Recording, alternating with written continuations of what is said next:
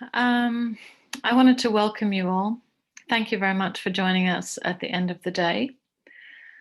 This is our second Discourses series event. The first one was hosted by Professor Bob Brown, and it was about dialogic practice. So this is following on in terms of conversations. We have two speakers tonight rather than one. But before I started, I just wanted to welcome you all and welcome the speakers. I'm just going to name them now, but we'll do a fuller biography as we progress. We have Professor Ola Uduku and Dr. Huda Tayob, who are going to be speaking briefly, 10 to 15 minutes each. And then the rest of our panel are from the University of Plymouth. So we have Nile Hamilton, who's doing his postgraduate studies in the MArch. And we have Rebecca Ma, who's doing her undergraduate in architecture here at Plymouth. And then also we have Professor Catherine Willis, who is a part of the panel. So I just wanted to start off actually. The name of the session is Architecture, Diversity and Pedagogy. And before I started, I wanted to kind of make a tribute to a friend of ours. Ola and I are in a group of which she was a part, who very suddenly passed away on the 8th of March, Mary Vaughan Johnson. She was the head at Kingston University.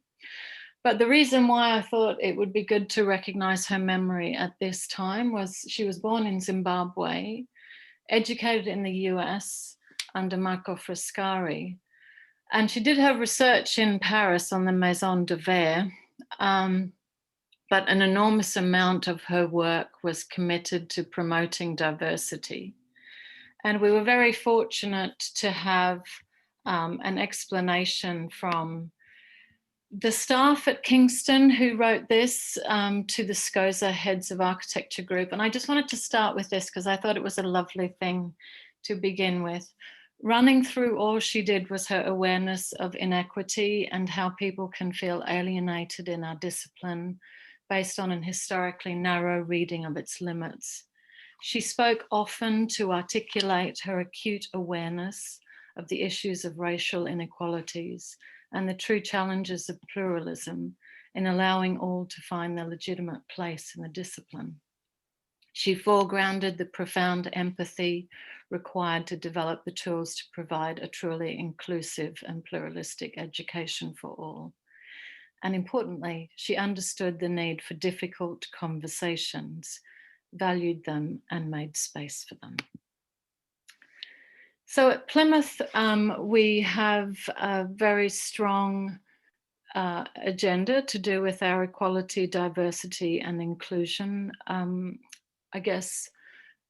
attitude within the university. And this is why I've also invited Professor Willis to be part of the panel, because she's explicitly working in this area. And she will hopefully talk more about that later. Sorry, I seem to be going backwards for some reason. Okay. And I wanted to talk about where this work came from, or the idea of this session came from. There are two issues of a journal that I co-edit called Architecture and Culture. And one was an issue that focused on spaces of tolerance. And it was one that I edited with Suzanne Ewing, who's at the University of Edinburgh. And in that issue, it ended up being made into a book, but it began to talk about things to do with how we tolerate within the spaces that we live in, within the architecture program and profession. And it led on to another issue, which I'm currently working on, which is called the Neoliberal University. And it actually had so much content for that one that we split it into two. And in the second one, we talk explicitly about curriculum development, about the ways in which we can really dig into the institution of architecture at a pedagogical level. And Huda contributed an article to that issue, which comes out soon. It'll be out in June 2021. It's called Conversation Rooms, and that is what her paper is based on here today. And Ola has already had contact with Plymouth in terms of a lecture that she gave a couple of years ago. And I thought the combination of their work could be quite lovely for us to begin a discussion about this. So I'm going to start off by introducing Huda. The name of her talk is Methods, Fields and Archives. She's a senior lecturer at the University of Cape Town. She's just moved.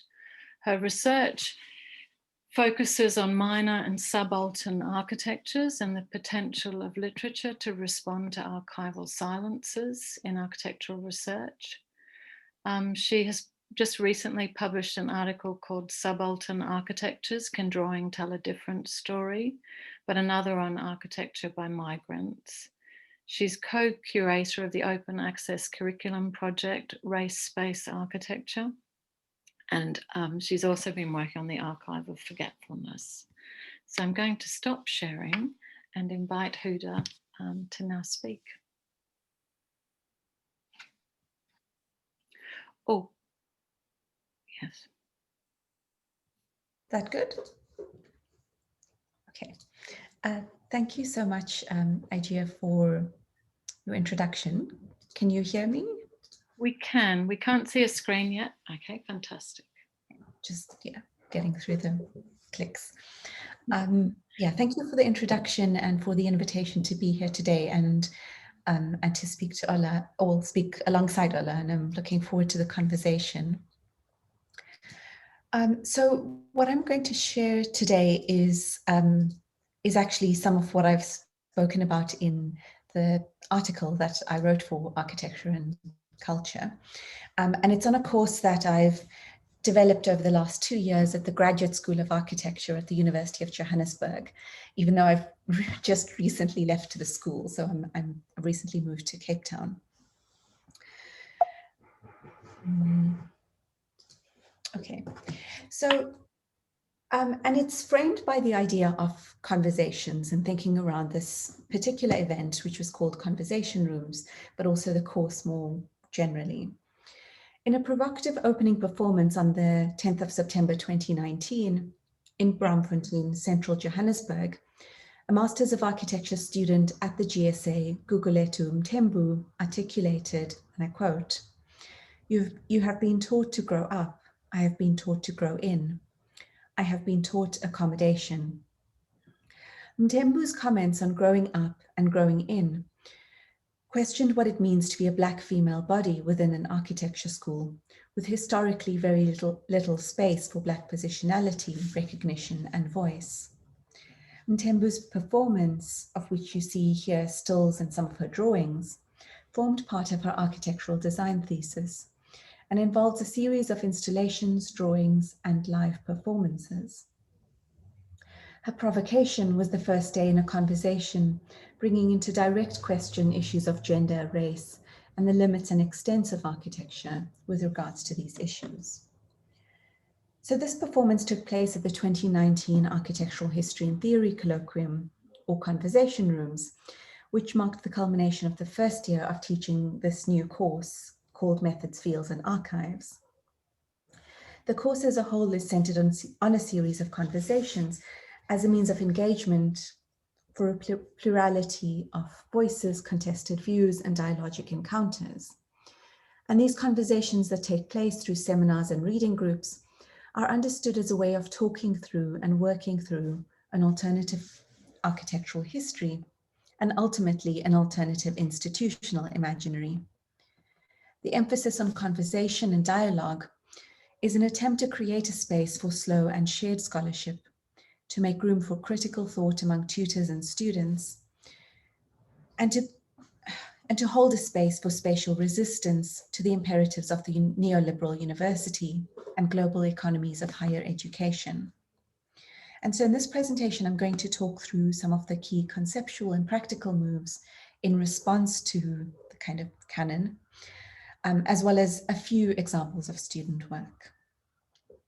So in developing a history and theory course at the GSA, which I joined in 2019 under the directorship of Professor Leslie Locko, the impetus was to question both what architectural history might be in terms of content, but also how it might enable us to think and theorize architecture differently. In contesting the prefiguration of distinctions between methods, fields, and archives, this course suggested that bringing these into conversation would help us to understand the entangled nature. While the field often remains a site for gathering data on the other, the archive is usually treated as a siloed and sacred form of knowledge, usually understood as Western. So in foregrounding a decolonial focus on both praxis and content, the course questions the existing canon of the architecture, and architectural by looking to the margins and edges of the discipline. And this follows on from Professor Locko's framing of the GSA's transformative pedagogy, which is how she understood the establishing of the school, which was interested not only in a change of the curriculum, but understanding teaching as a set of practices in order to question what we do and how we do it. Oops. So while the GSA has made its mark in terms of design teaching in South Africa, definitely, and I think even beyond, and design research, history and theory has been a difficult terrain to negotiate for various reasons. Much of the existing research focuses on the African continent, focuses on modern and post-independence architecture and the role of the expatriate or settler colonial architect. Africa is often reduced to a level of ornamentation or traditional references, an essentializing and often reductive approach that tends to epistemologically mirror colonial frameworks. Although somewhat outdated now, as a survey of Anglophone schools from across the continent done by Ike Mokoye points out, and I quote, architectural historians, whether African, American, or European, are used to the moniker African standing for something essential, something traditional or indigenous, a locally invented product uncontaminated by more globalized histories, end quote. As Okoye notes in this 2002 study, it remains unclear what an African architectural history is, or indeed where it might be positioned in schools that are generally professionally oriented on the continent. With no courses specifically producing architectural historians, what little discursive culture exists largely remains firmly tied to the object building, often within a global developmentalist framework that demarcates the African continent as a space of lack. Yet, as Christina Sharp prompts, history is always in the room with us. And the past that is not the past reappears always to rupture the present. So how do we therefore speak from this position of the absence of history? And what might this mean for how architecture is understood? As a discipline,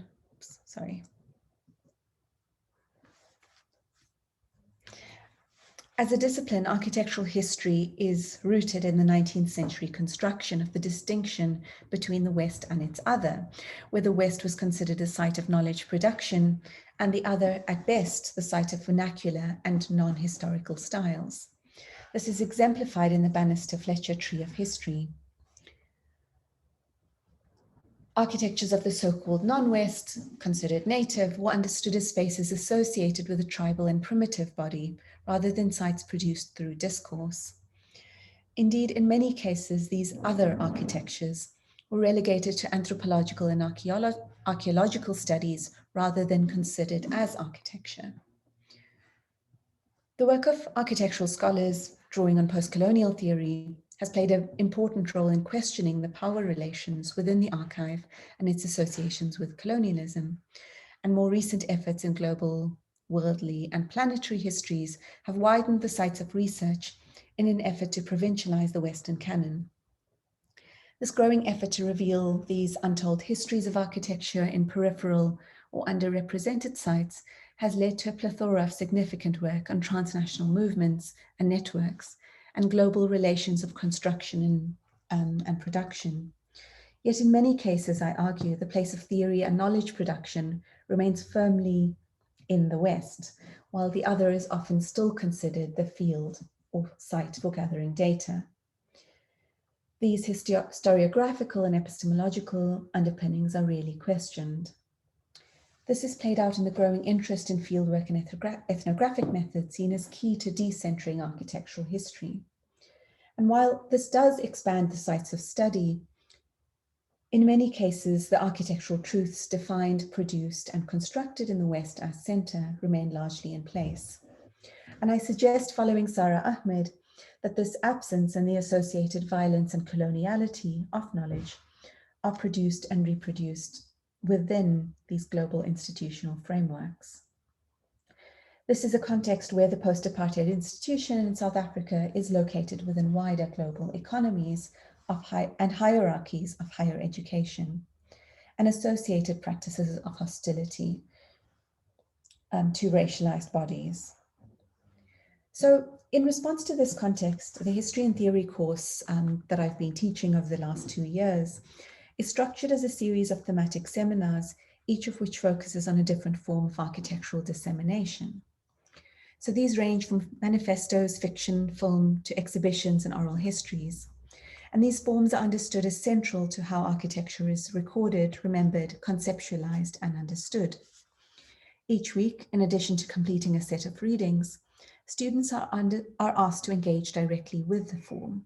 So for example, the assignment prompts include the production of a short fictional text in response to reading a fictional text, the study of an actual exhibition in the city, and the production of a catalogue, or the writing of a manifesto.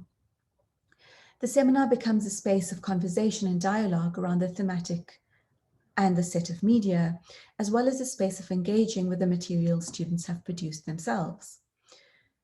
While the structure of thinking through these kinds of forms is widely used globally and not unique in itself, and I'll be the first to acknowledge it, that what is particularly important here is that works considered more canonical are combined with those that are not usually considered architecture. Students are therefore actively engaging with a stretching out of architecture as a discipline in the Fanonian sense, an act they are encouraged to continue in how they produce their own responses. So to give you some example, while Italo Calvino's Invisible Cities is widely read as a fictional text in architectural courses, very seldom are Black or brown fictional voices represented. In this curriculum, in contrast, we hear from people such as Jamaica Kincaid and her writing on Jamaica, Miriam Tlali's Soweto Stories, Alexis Pauline Gumb's M Archive. These deliberate additions of Black female voices from the African continent and diaspora ask students to engage with Black female positionality directly rather than lament their absence. In these examples, fiction becomes a tool of post-colonial critique and speculative science fiction as a way of imagining other possible futures.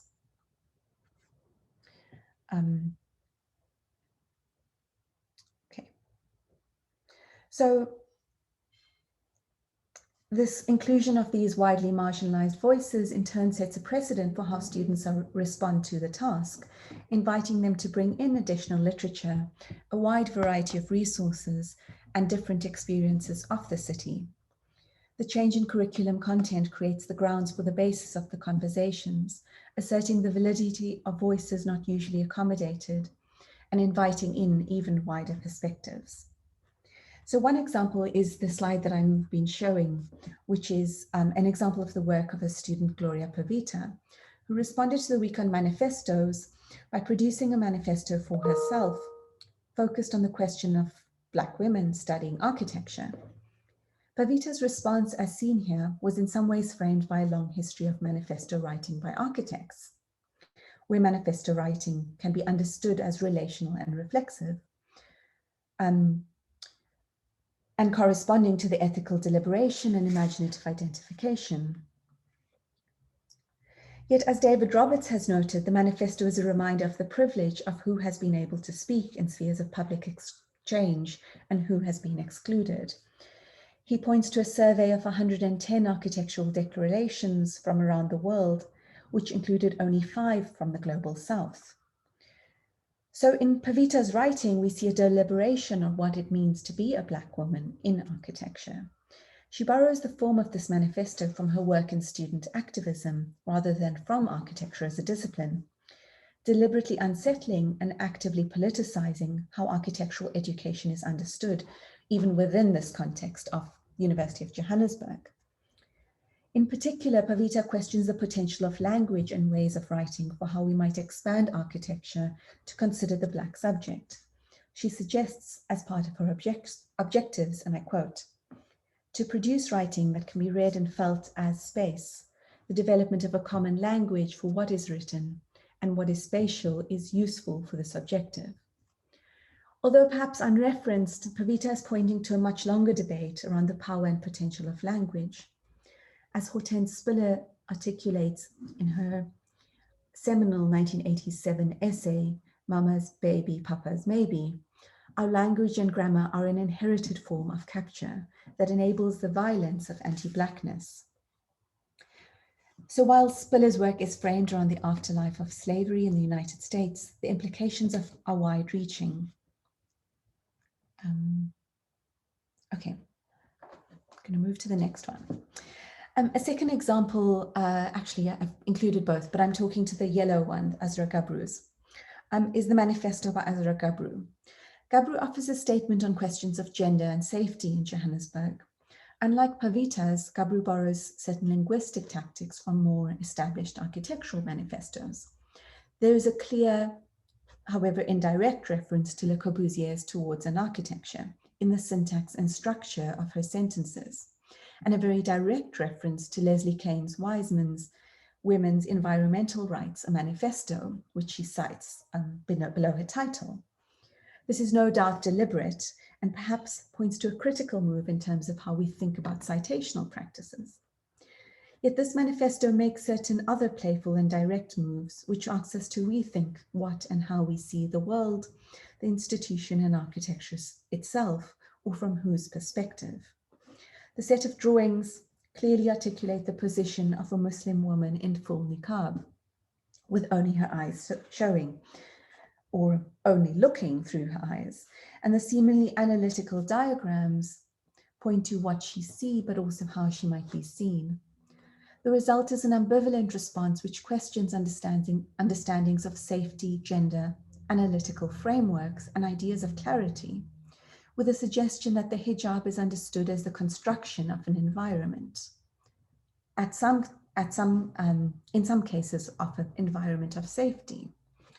So Gabru indicates the missing ends of sentences was deliberate. And I asked her this question because I thought it was a mistake. For the reader, the result is that the text begins to undo itself. And in turn, the manifesto seems to be asking questions of authorship positionality and of how choice operates in the world.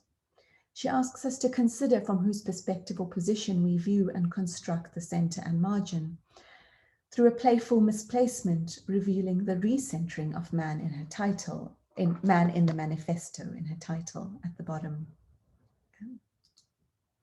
Okay, so I think I'll end with this piece as I'm in 15 minutes. So the final platform for the course was created and curated by students themselves through the design and publication of a zine. And this is a base mapping which was later reworked and rescaled in order to produce the zine that was distributed at the end of the year. This mapping was produced by a group of 7 students who collectively call themselves Kota. And they volunteered to curate the work of the remainder of the cohort. So the image that you see is a mapping of all students' work, all 48 in this case. It's both a collective product curated and produced by indexing key concerns across the year in the work of the students themselves, but also one that further pushes the boundaries between what is deemed architecture and its outside. And the 2020 collective zine was an Instagram page, which was a kind of also a really nice take on this. So in both cases, this becomes a platform for students to engage with the work of each other directly, but also a wider possible audience. As a course convener, I provided commentary, feedback, and at various points while the design developed, and through the organization of workshops and support for the students. But the process from planning to production and printing was their own. To look beyond the disciplinary restrictions of architecture is not new. As Gulsum Bantoglu has argued with many others, architecture is not a stable and secure autonomous entity, but is constantly defining that which is included and excluded. But the question she raises is still of relevance here. How are architectural boundaries constructed and on what basis? The mapping for this scene not only catalogues students' work, but begins to suggest other ways of indexing how we might read architectures. I had a few more slides where I was going to speak a bit about this colloquium, which I mentioned, but I think just in the interest of time, I'm going to go through some of the slides, and I look forward to talking about some of these ideas further in the conversation. Thanks. Thank you very much, Huda. Thank you, really appreciate that. I'm going to keep all the questions to after the two speakers have spoken, if that's okay. So right now, I just wanted to introduce the talk by Professor Ola Uduku. I'm just going to screen share, I'm sorry. Oh, are you right? I'll take myself off. I was going to screen share. Oh, no, it's okay. I'm just going to I have one page of mine. So the name of the talk is called Looking Backwards to Plan Forwards, Engaging with Past Histories to Prepare for Future Challenges in Architectural Education and Research. Ola took up the chair in architecture at the Manchester School of Architecture in September 2017. Prior to this, she was a reader in architecture and Dean International for Africa at Edinburgh University. Her research areas are in modern architecture in West Africa, the history of educational architecture in Africa, and the contemporary issues related to social infrastructure provision for minority communities in cities in the West and South. She also has interests in environmental design and supporting equality in academia. Over to you, Ola. I've got multiple screens here, but I should be okay. What can you see at the moment? I can't see anything. It's a bit worrying. Nothing yet. Share screen. Here we go. Right, and we go to this. Share.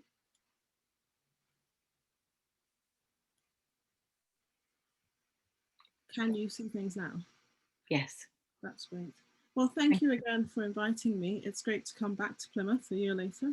And also, I did remember Mary, and we did meet at a conference about a year, well, before lockdown. So I think the whole architecture profession, particularly lecturers and academics, will feel her loss. I would also like to introduce you to, or to say that Helen Aston is on the call, and she was very much part of the discussion that I'm going to have today about how we've responded to the Black Lives Matter situation in the Manchester School of Architecture. So I've only got 10 to 15 minutes, so I will be doing some reading, but I'm happy to expand again when we get into the Q&A. So as a beginning, like other schools of architecture in the United States and in the UK, the Black Lives Matter protest elicited a strong response from the Manchester School of Architecture students, who most identified with the BLM protests. As then acting co-head of school with my colleague Stefan, I was served an email demanding to know what the MSA response was going to be to the protests around the BLM issue. And added to that was a further call for to start looking at the curriculum and the need to have it decolonized. So this sets the background to the paper, which firstly explores the context of MSA before the events of last year. Then it considers the response that was made. And then I guess the bit that is much more discursory is how we're going to go on from there. So indeed, it's looking backwards to consider the issues going forwards. Right, let's see if I can get this to work. Right, so it's very much about context, and to give you some idea about the short history, I've got this down as the short history of Manchester School of Architecture. It was created as a merger between the two schools of architecture Architecture, which were then the Victoria University, Manchester, and then Manchester Metropolitan University School of Art. And over that period of time, the two schools were merged, and what one was supposed to have had was a kind of arts education from the Polytechnic, what then became Manchester School of Art side, and a much more critical theoretical education, which was from Manchester University, or what became Manchester University. Interestingly, this history goes a long way back, in the sense that both institutions have had a long link to, I would say, internationalization and ideas from elsewhere outside of, if you like, the UK. Manchester being a city of industry, and particularly textiles, meant that there was a lot of cross-fertilization of ideas from across the world, particularly in areas of manufacturing and textiles. Manchester University also was the alma mater of a Nigerian architect, Olumide Olumiyiwa, who had been involved in instigating what eventually became the Tropical Architecture School at the Architectural Association. He is quoted as to have said, "Why are we being sent from the tropics to learn about snow loads in Manchester when this is not relevant for our kind of future architectural education?" And more recently, the South African architect Kantorovich, who is a refugee from Durban and high apartheid, actually designed the architecture school at the Manchester University side of the architecture department. So this link with the international was very much there. But arguably, this multinational, multicultural background of both parts of the school, which merged, was formative in validating its integrity. But in terms of what was being taught, it was very much the traditional academic model. So at the merger in 1996, it was able to benefit from both of the school's traditions, but effectively, this strong brand effected itself as delivering the RIBA, RCUK, ARCUC accredited curriculation. So the idea about that being something that was going to bring something, I would say, international and different, wasn't the case. You know, despite, you know, the call, I guess, for internationalization much earlier on in their different histories. So and also, just for context, so the Manchester School of Architecture had come into being after the events that led to the tragic death of Stephen Lawrence in 1993. But that being the case, nothing, I would say, really changed until the turn of the decade, when the school's leadership and staffing changed. So with the merger, there was, I guess, what you'd expect, a bit of fallout in terms of those who were in different schools, either taking retirement or times went on. But by the millennium, there was new leadership. A lot of the staffing were now part of what was genuinely a joint school, led to a transformation of the culture. And there was also the move to atelier teaching, which is very much around the studio. And this also included the beginnings of a mixed or vertical studio culture, and each of the ateliers addressing thematic areas of design. So at this point, I think step in the atelier called Praxxis, which Helen Aston helped to lead. This is still part of. And this atelier particularly looked at the issues around Manchester's radical feminist viewpoint, but also issues around equity, access, and other. And possibly unsurprisingly, given the situation, if we zoom into last year, it was mainly students from this atelier who served the email to me saying, well, what are you going to do about Black Lives Matter? So going on, we got to a stage where I was asked to, well, I suggested I would have a discussion with them, with Helen as well.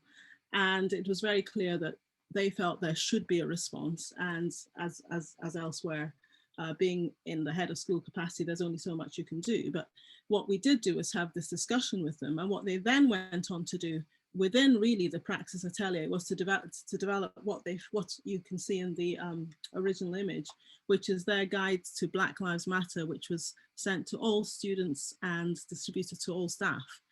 So very much taking that as a beginning, they were able to really articulate their ideas around what was important about equity, how to look at the issues around the curriculum. Indeed, I think Tayob's web link, open access web link, is also part of this. So they did a lot of the work themselves. But what this meant was that as the architecture staff particularly, we needed to think a bit more about issues of equity, and not just the Black Lives Matter, but the issue that it wasn't just all lives matter, but there was a need to really look at how we were going to, I guess, engage with a curriculum which really, apart from, I would say, one or two ateliers, particularly Praxxis and some electives, had not really moved in terms of what it was delivering to an increasingly international student body, and also a student body who, even if they were local, were asking for change. And what this resulted in was being much more involved in working with them to get involved in some other activities which were going on at the time. So at the time, Manchester last year was celebrating the 75th anniversary of the holding of the Pan-African Congress in Manchester in 1945. So that immediately gave a platform for myself to work with the students to get them involved in this, and actually be interviewers, in this case of David Olusoga, who was also part of this celebrations and so on. But apart from just working with the students, it was very important for us to think about what, as I said, the future curriculum would be, or how we were going to address the issues that had been really instigated by the Black Lives Matter movement.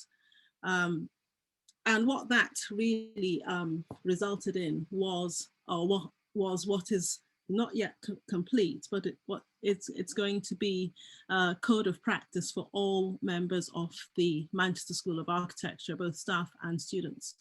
And it's called this Equity, Inclusivity Code of Practice for Manchester School of Architecture. And as indeed has been written by my colleague Helen, if the school is going to be a community and a family, we need to look at these multiple and complex ways in which we engage as a school. But also it means looking at the kind of curriculum we are working on and the kind of things we do. I think more from the practical and practice basis in that sense, in terms of what I would say the now is, in terms of what I've been engaged with, is really beginning to take the curriculum outside of indeed just the requirements of the RIBA, ARC UK, and also in this case, inviting students to work with students in this case it's Ghana. The image you can see, the students are actually part of an elective that I worked on. So instead of the, I'd say, traditional build schools in Africa, they were actually working on a project which was looking at socialist architecture in Ghana, which I was doing in collaboration with my colleague from the other side of the school, that's Lukasz Stanek. And what we did was to take students out there who then worked with their colleagues from Kumasi, and they actually put together an exhibition, but also built a lot of the form work in Accra, Ghana.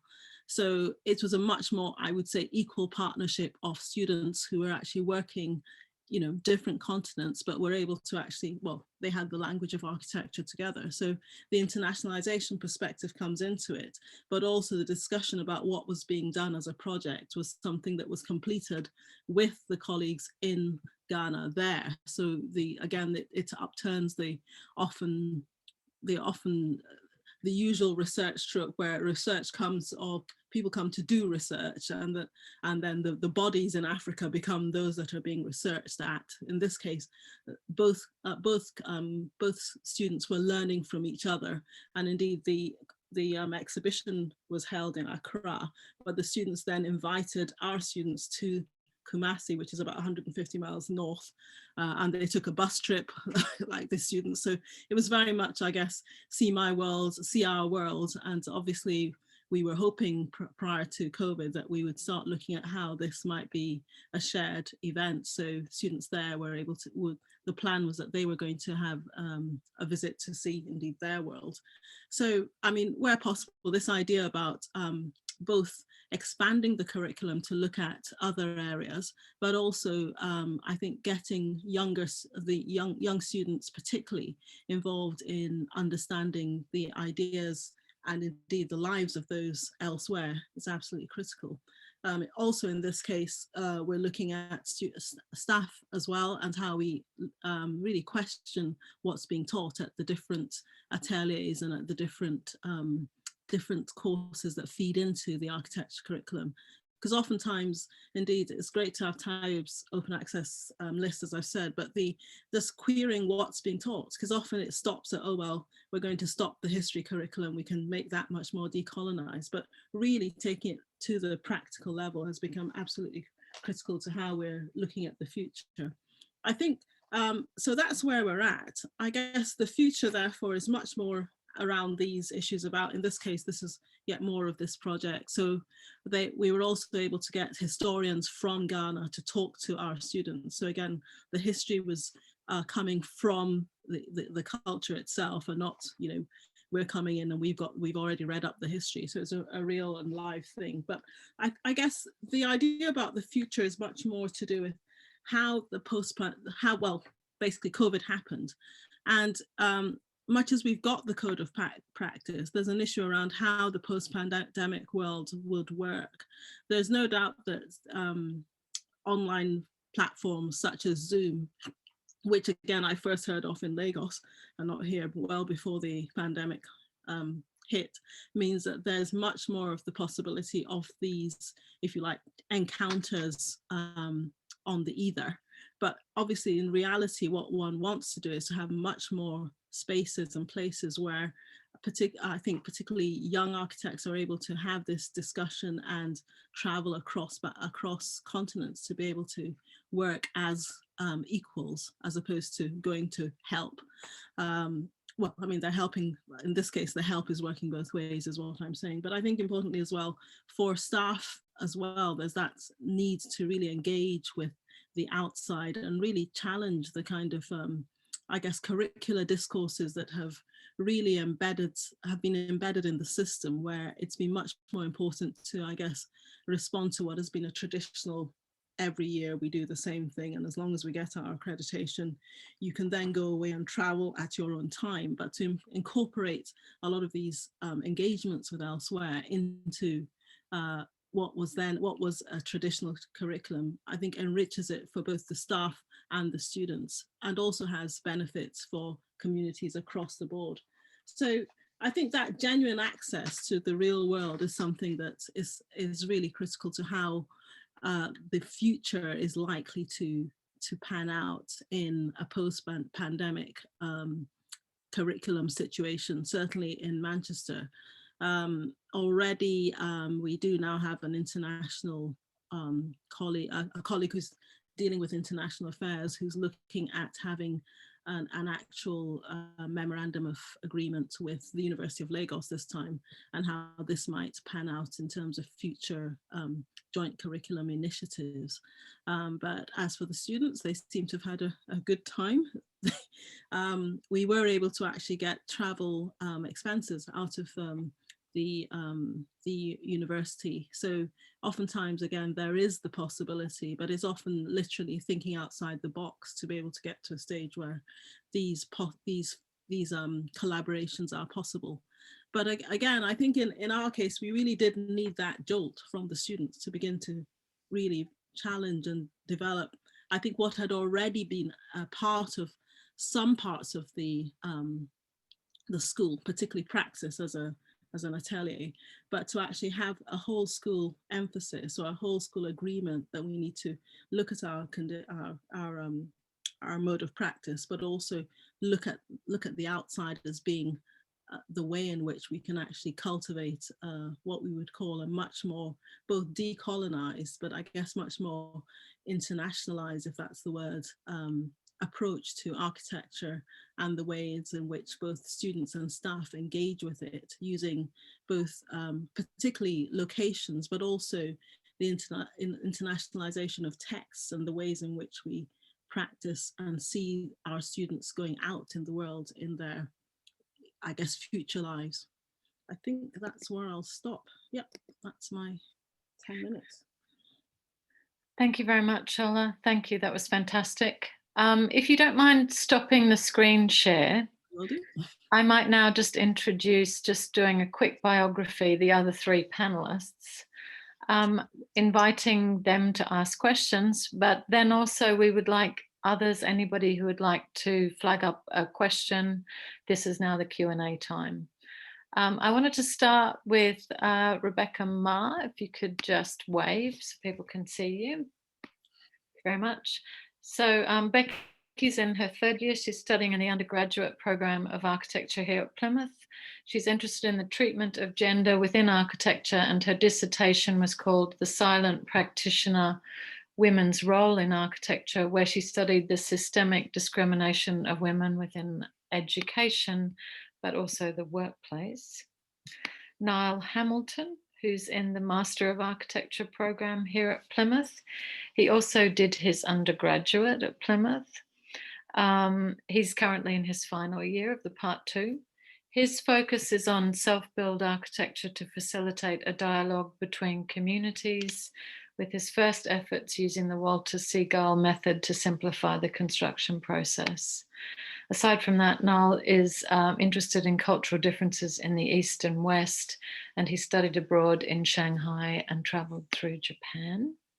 So I don't know if you waved, Niall. I'm sorry, I couldn't quite see that. Thank you very much. And then Catherine Willis, who's a professor in smart cities and communication and communities, in the School of Art, Design and Architecture. Her research covers smart cities, digital technologies, and the role of space and place, with a focus on social and digital inclusion. Catherine's associate head of the School for Equality, Diversity and Inclusion, and she's a co-chair of the Faculty of Arts, Humanities, Ethics and Integrity Committee. Thank you very much to the panelists for joining us. And I just wanted to open up any opportunity for questions people might like to ask Huda or Ola to start the conversation.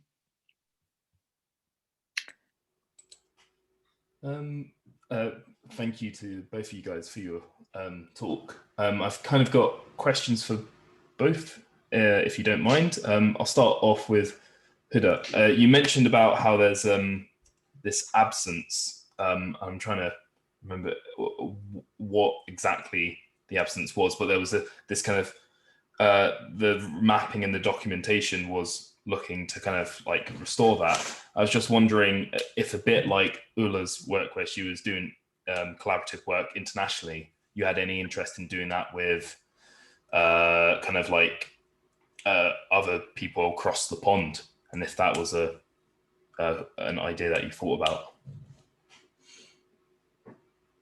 If that makes sense. Should I answer that? Yeah, of course. Thank you. Okay, Yeah. Thanks. Thanks, Niall. I think, yeah, I mean, so one of the things that we were doing last year at the school, well, one of the things I didn't mention about the conversation rooms is, so I was based in the UK before for 6 years. I did my PhD at the Bartlett in London. And a lot of that curriculum actually started in London, not in South Africa. So, but with Susie Hall and Tandy Lowenson. And part of the conversation rooms, which was the kind of the history and theory colloquium, which marked the end of the year, was it was effectively a student conference. So students were presenting, but we also invited in guests. So Susie was there, Susie Hall from the LSE. Leopold Lambert was there, who runs the Funambulist. And then there were a few others, like local scholars, Farida Nazir and Sumaya Valley. And and they presented alongside students. So it was a collaborative platform, but we were also joined, and throughout that 2019, we're in conversation with Breakline, who are a collaborative based in London, formed with David Roberts, Tandy Lowenson, and Miranda Critchley. They were the 3 members who we were speaking to.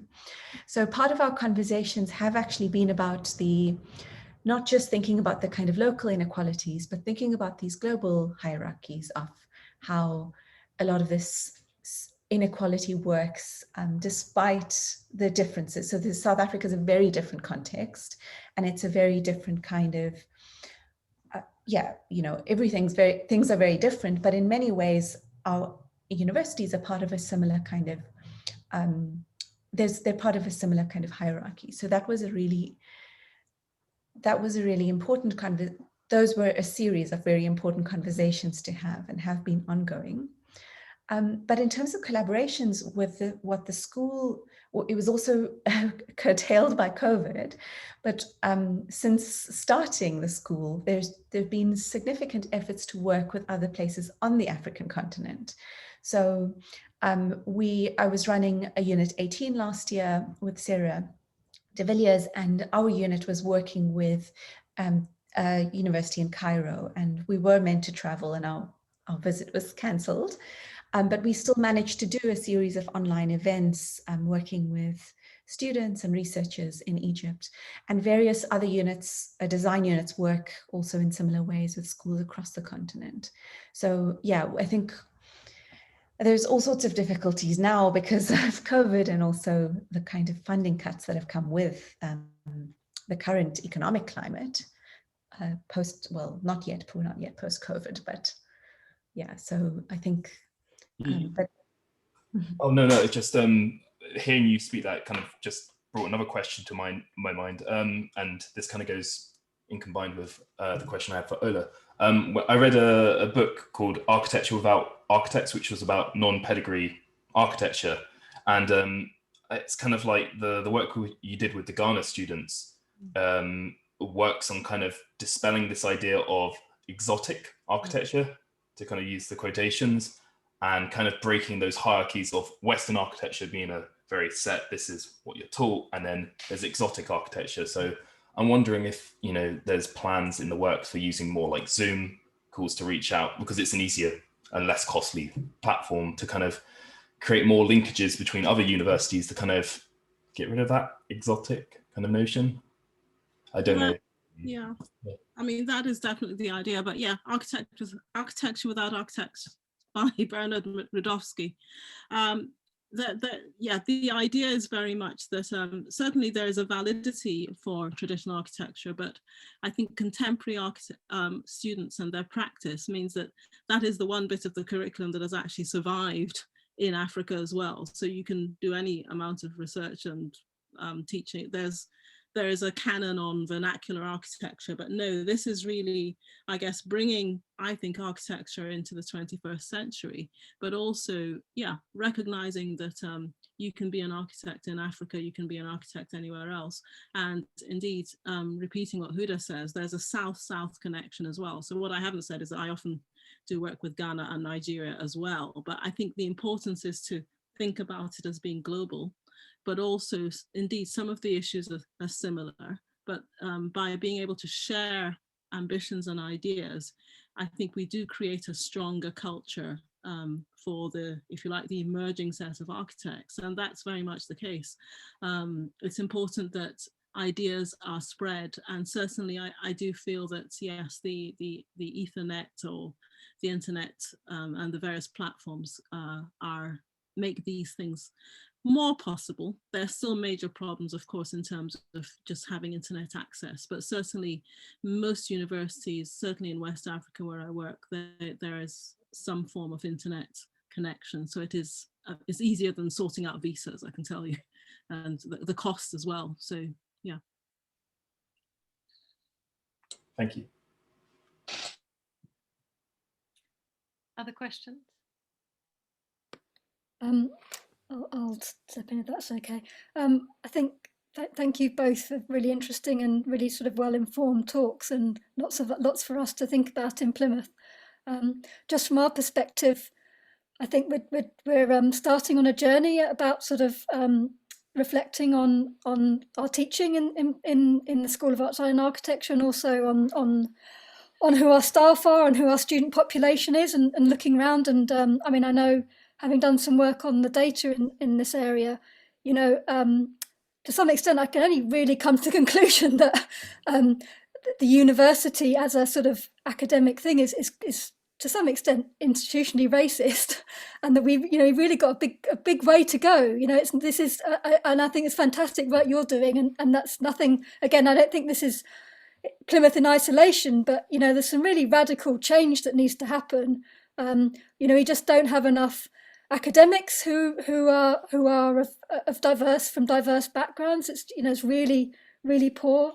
And I wondered, and I think the Black Lives Matter movement really did make a change in terms of people educating themselves and finding out more and starting to be aware of the sort of scale of the issue. But I wondered what you both thought about the nature of the challenge, and obviously architecture itself. I think there was an AJ survey done 2019 that again pretty much found that the architecture itself is really just such an undiverse profession, and it's quite radically undiverse.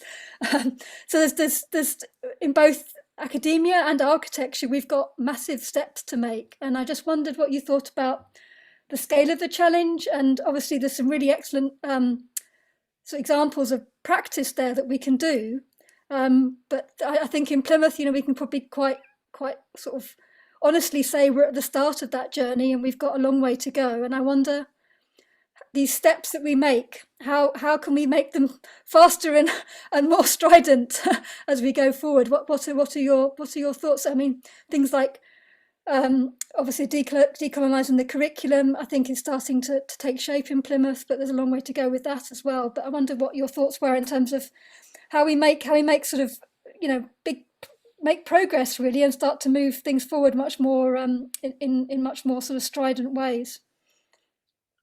Well, I think at this point I am actually going to call in Helen, my colleague who's on the call, because really it's been a joint.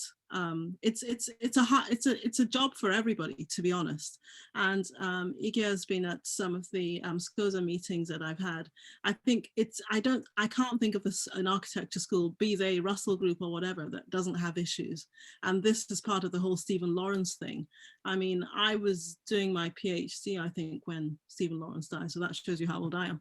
And the 25 years on, there's no guarantee that had Stephen Lawrence lived, he would have actually been able to get through the system as a Black British-born architect. So I'm going to hand you over to Helen, who can just give a quick talk on data. We're not naming any names, but we do have, I guess we can talk briefly on the kind of data we've been able to mine and the fact that the data does exist. And I would always say that it's a case of interrogating the data one has. And then I would say, in terms of how particularly Helen has helped approach the idea about a code of practice, what we're able to ask our staff to begin to look at in terms of curriculum. But Helen, could you do a quick summary? Yeah. Sorry, I wasn't prepared to. I came along to listen. Thanks, Ola. I guess I think the data hasn't actually been that surprising to us in a way. We can look around and we can kind of understand our data, both visually and statistically. I think it confirms the whiteness of the school, but on another level, it also confirms the diversity of the school. We've got a pretty good gender balance, but we've got, I think it's 86, 87 nationalities represented in the school, which is amazing. But sometimes it's only one, or certainly less than 10 students from specific countries. I think the one that disturbs me the most is the funding aspect. So we asked for data about whether people are self-funded, take out student loans, and it's quite shocking, and it's worse than we kind of thought it is. I apologise, I'm useless at remembering facts and figures, but it was a high percentage of students that are actually funding themselves rather than through government support or student loans or European equivalent. And that's quite painful to see, really, because that just exposes privilege beyond what you want to see within your school. But I think beyond the data, I think the key thing for us is it's not just about the curriculum, because actually that's not that difficult to do. It's quite easy to change. I think it's a behavioural change. I think it's an HR policy change. Pedagogies have to change. Just that kind of attitudinal, paradigm shift in behaviour for me is what I need from colleagues to be able to kind of, for our code of practice to be radical within the school. And I think the biggest thing is that we're going to have to take risks. And so what? But that has to happen, because that point that Catherine made about, oh my God, yeah, they are institutionally racist. Yes, fact, but we need to make those big changes, don't we? And I think that we've written a manifesto for the school as well, that we are expecting, fingers crossed, that anybody who engages with us, from guest critics, collaborators through to external examiners, visiting profs, etc., will sign this code of practice and will sign up to this manifesto, and the students will as well. So it will shift that kind of responsibility to not just us as leaders and us as educators, but to all the voices within the school. But for some, it's going to be quite a big trawl, I think. But yeah, hopefully it's going to work. Can I just add a little bit to that? I think there's, it's about something where you're perpetually keeping your eye on things. And I go back to when the Athena Swan came into universities, it was a breath of fresh air. I think, the idea that you would actually start to look at how many women were teaching, at what levels, what was the gender balance. It was a very specific conversation that entered into all universities.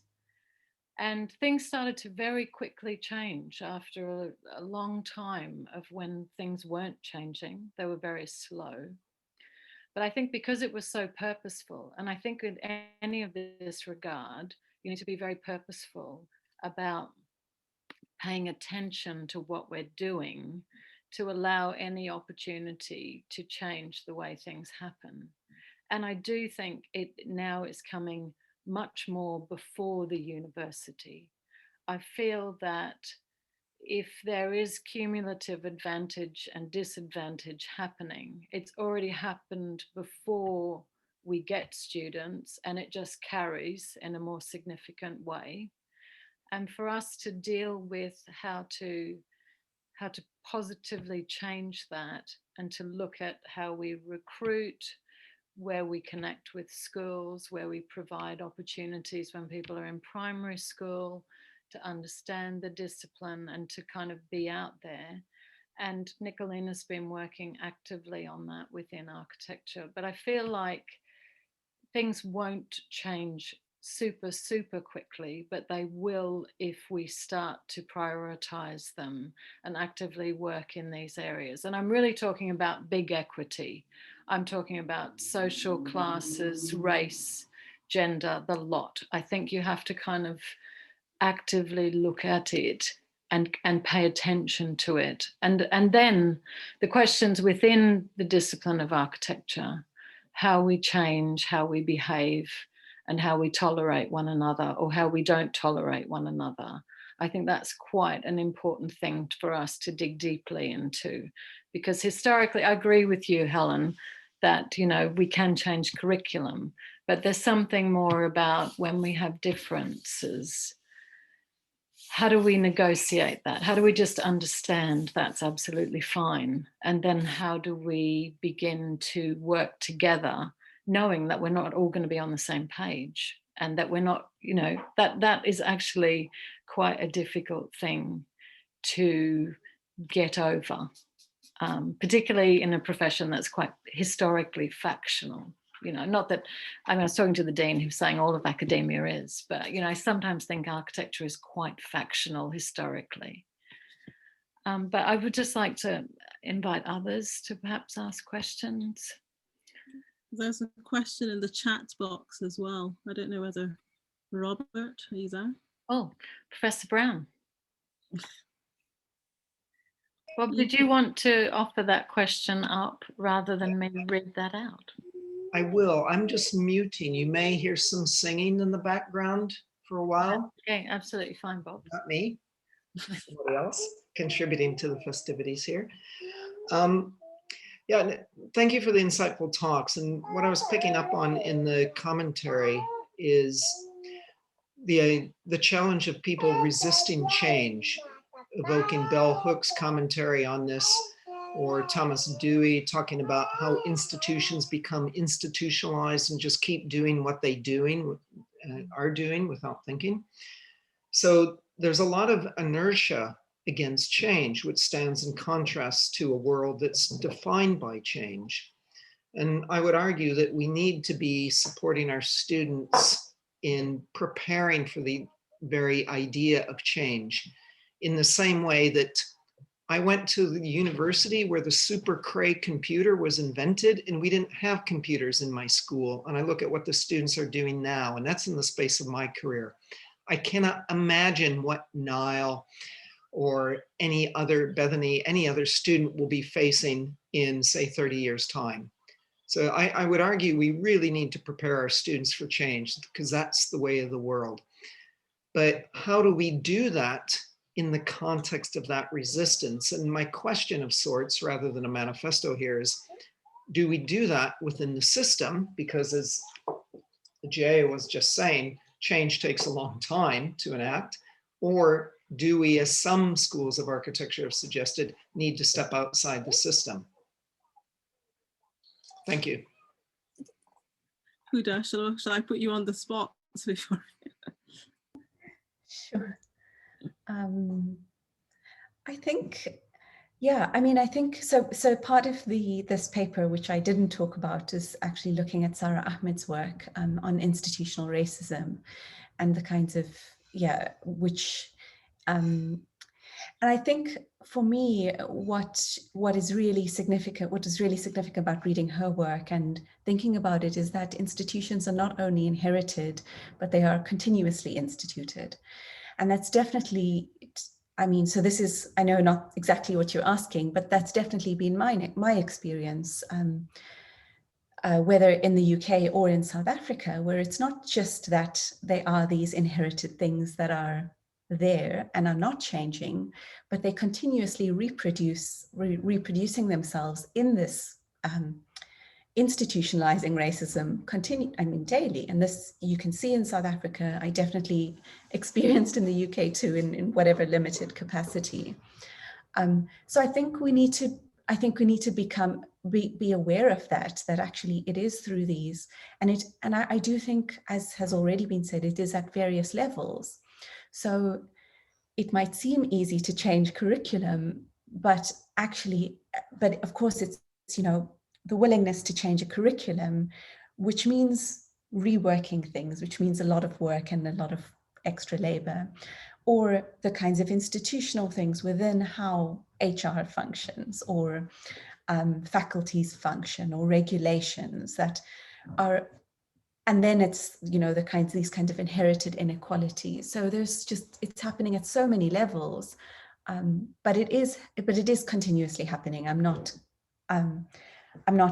don't think that they are just these things that exist. I think that they are always reinstituting.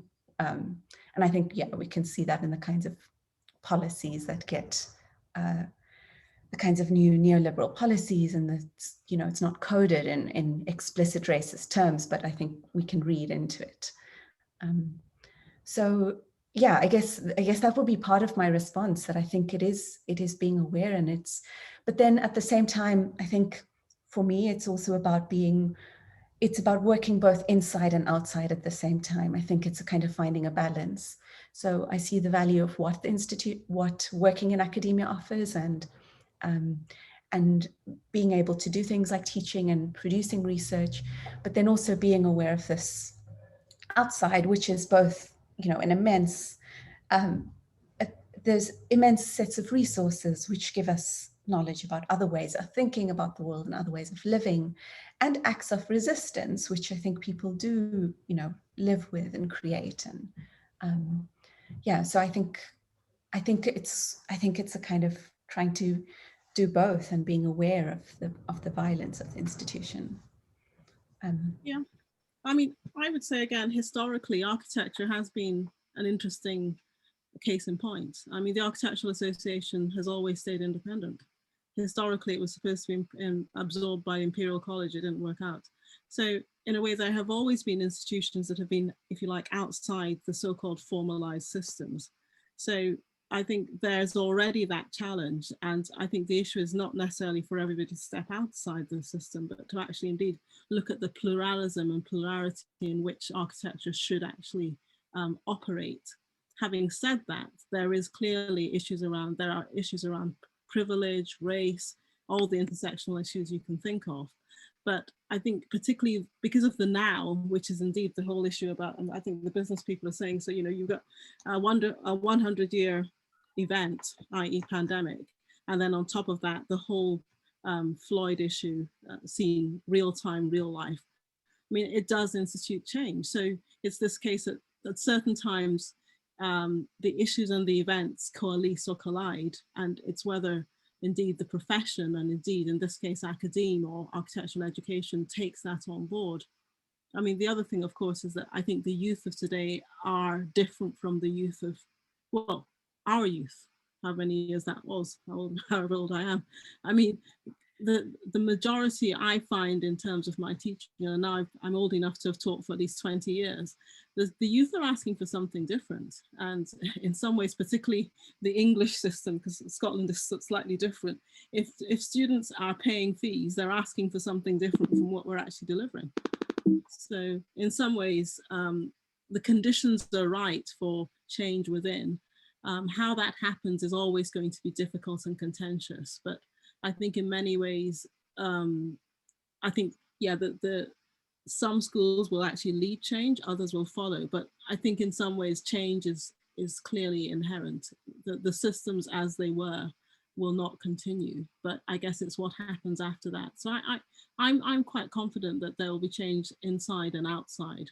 And in some ways, I guess the plural nature of systems like, I guess, particularly the UK and America means that the private universities versus the state funded universities give you that kind of healthy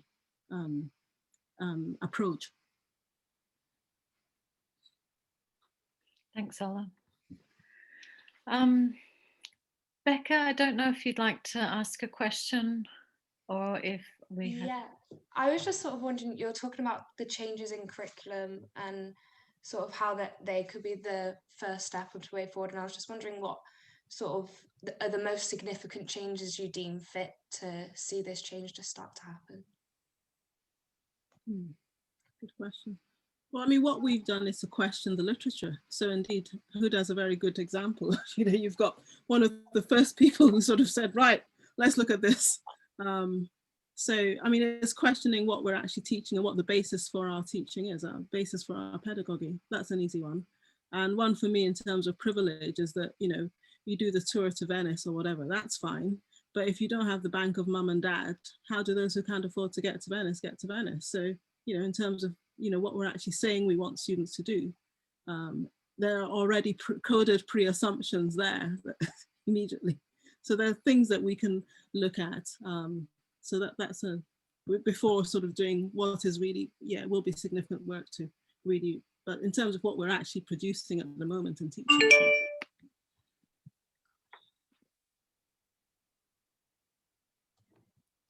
Can I ask a question? Of course, thank you. Thank you both, Huda and Ola, for the conversation. But what I was really wondering, Ola, if you had moved as quickly as that, but also as rigorously as this, if it hadn't been a call from the student cohort who pushed for a response. We have across schools of architecture across the nation very different student, let's say, body, and the pushes and pulls are very different across.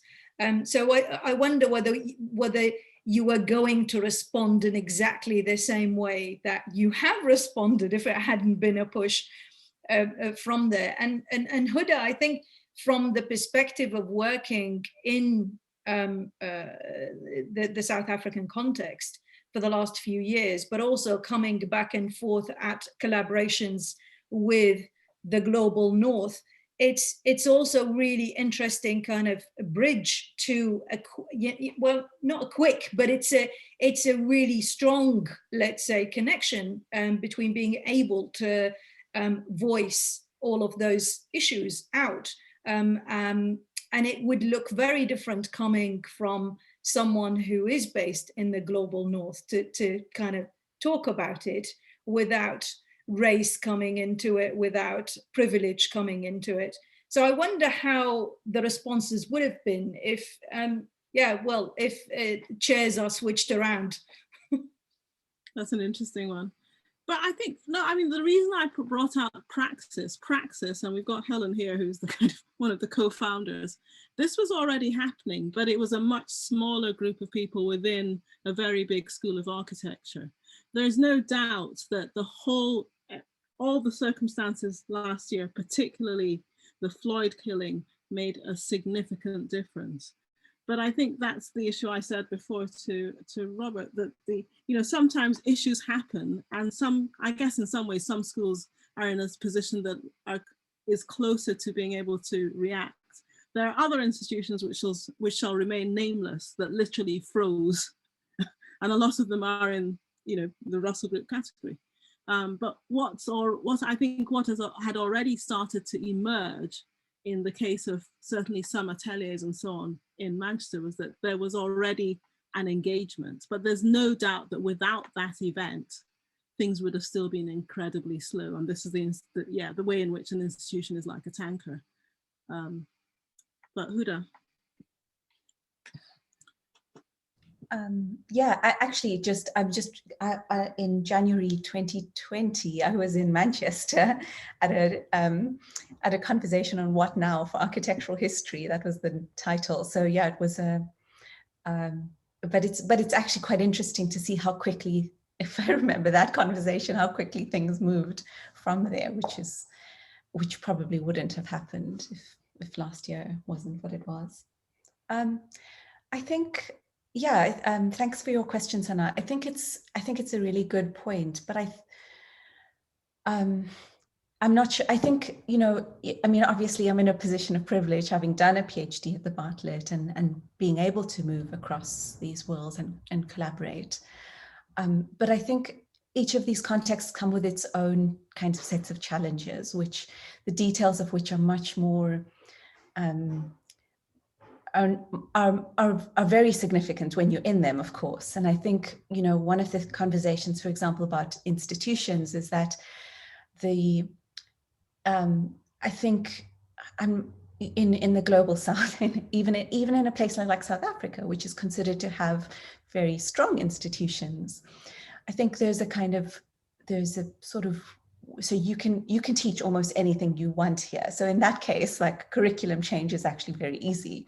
You simply go in a classroom and teach whatever you want. Nobody really checks what you're doing or really cares. But then when you leave, it also sort of just disappears. And I think there's something about the kind of fragility of that institutional context that also causes a lot of these kinds of collapses and problems.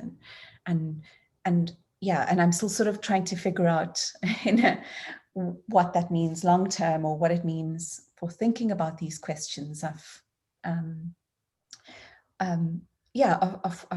institutional like imaginaries and how you work within it or work differently. Because I do think this is also part of what we've inherited in some ways, the weak institution, which is meant to be malleable.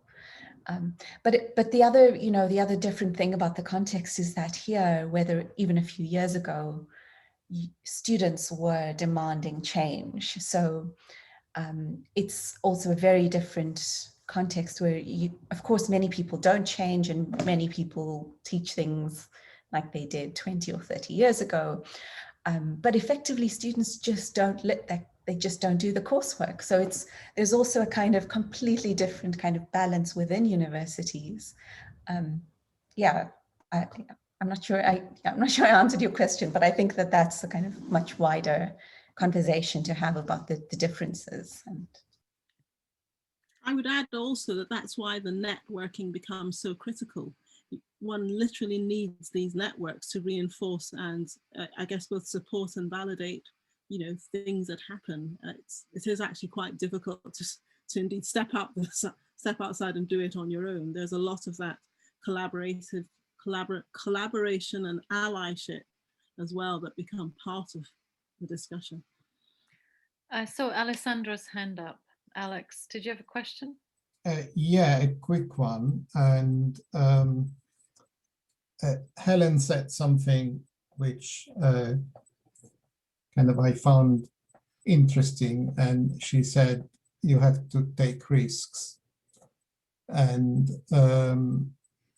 it's interesting that in the, let's call it neoliberal type of university environment, institutions are getting less and less risky, right, or more and more risk averse because of, well, because of competition, of ranking, positioning, etc., etc. So whenever you talk to a senior manager in a university, they will be mainly concerned about how we're going to increase our rankings or maintain some very good ones if we have them, or things like that, right? And student satisfaction and maintainment of that. Interestingly, Ola was talking about, you know, was making that example very strict, and you know, and how do you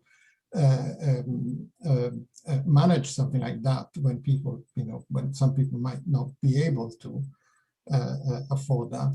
While at the same time, though, the institution might really like that idea because it's kind of prestigious, interesting, cool, and you know, and increase the satisfaction. It's what the, you know, the customers want. And so the quick question is, are you having to manage upwards in this situation, and in what ways? You really put me to the spot. I think, again, it's a case of negotiating. I'm not saying don't go to Venice. What I am saying is that if we are going to Venice, is there a real substitute for those who really can't afford it? So there are ways in which you can, I guess, try and please two masters.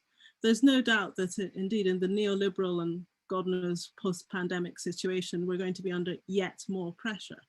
But then again, there's clearly a need to, I wouldn't use the Tory word level up, but there's a need to admit and accept that there are real inequities, particularly in a profession like architecture. And you know, it will indeed improve everybody's unique selling point if we're able to actually show that we do care.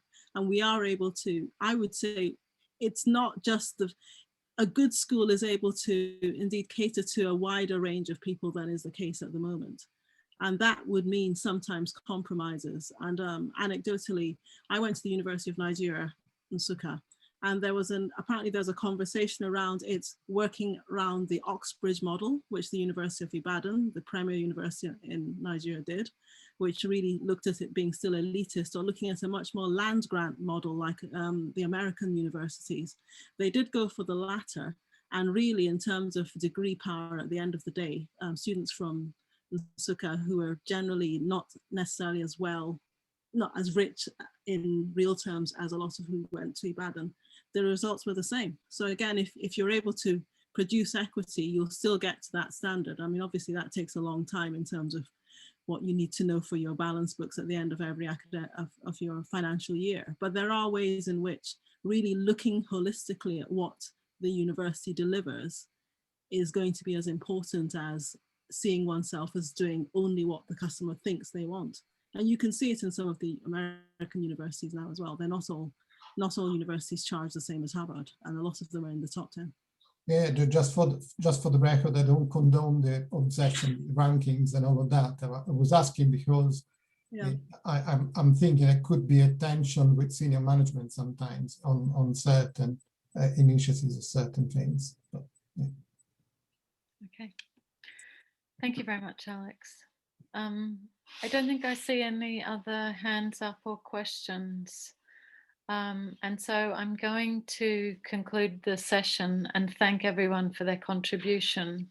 I think both of the talks were fantastic, and thank you for sharing them with us. Thanks for the questions, and to the panelists.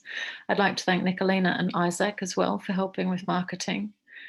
I think the idea of doing things like this are just to keep things present, for us to keep thinking about things and to keep working on how we can move forward. And it would be fantastic if we could work together on that. But thank you very much, everyone, for contributing. And yeah, we look forward to having good exchanges in the future about this. Thank you very much. Thank you for having me. Don't be silly. Thank you. It was lovely for you to come. Thanks, everybody. Thanks for the invitation also.